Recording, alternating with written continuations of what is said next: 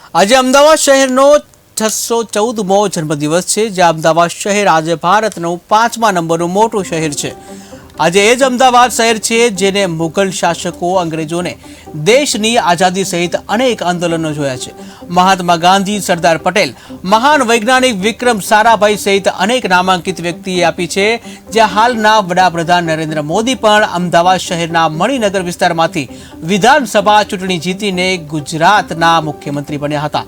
આ અમદાવાદ શહેરમાં આશરે 90 લાખ ટનની વસ્તીને જે 700 કિલોમીટર જેટલો ઘેરાવો ધરાવે છે। આ શહેરમાં તમામ ધર્મના લોકો વસવાટ કરે છે।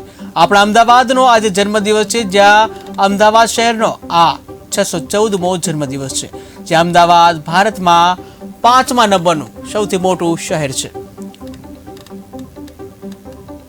એ અમદાવાદ શહેર છે જે ભારતનું 5મા નંબરનું સૌથી મોટું સિટી છે, જેનો 750 કિલોમીટર વધારે એમનો ઘેરાવો છે। આશરે 1 કરોડની આસપાસની વસ્તી ધરાવતું અમદાવાદ દિવસે દિવસે હરણફાળ પડતું જાય છે।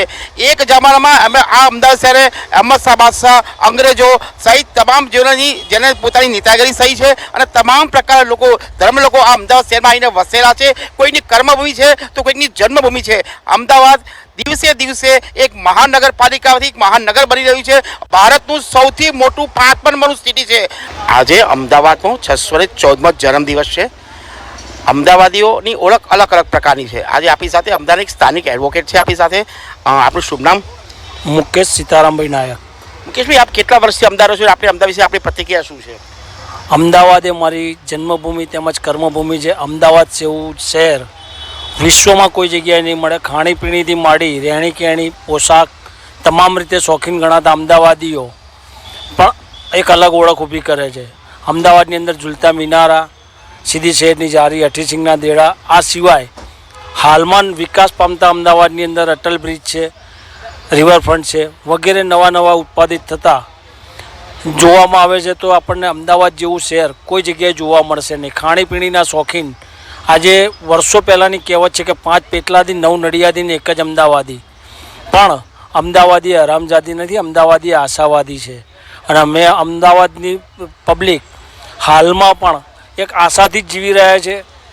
દાંત આપ્યા છે તો ચાવવાનું આપશે, આ ગણતરી જ ચાલી રહેલા છે, બરાબર છે।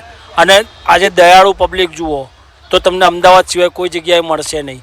આજે બિન સાંપ્રદાયિકતાનું જો એક પ્રતિક ઊભું કરવું હોય તો અમદાવાદ શહેર જેવી એકતા તમને કોઈ જગ્યાએ મળશે નહીં। પોળોમાં રહેવાની મજા કંઈક અલગ હતી।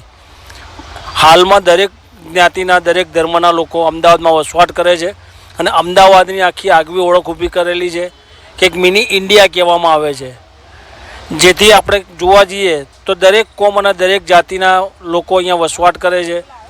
નાનામાં નાના ધંધાથી માંડી મોટા મોટા બિઝનેસ કરનારા વ્યક્તિઓ પણ આજે આપણા માનનીય વડાપ્રધાનશ્રીનું ઓળખ ઊભી કરવા જઈએ તો તેઓ પણ આપણા અમદાવાદના મણિનગરમાંથી ચૂંટાઈને CM બનેલા, ત્યારબાદ અત્યારે ક્યાં છે એ અમદાવાદની ઓળખ છે। જય હિન્દ, જય ભારત। હરીશ શાલિક સાથે વૈશાલી રાણા, KTV ન્યૂઝ, અમદાવાદ દિવસ છે।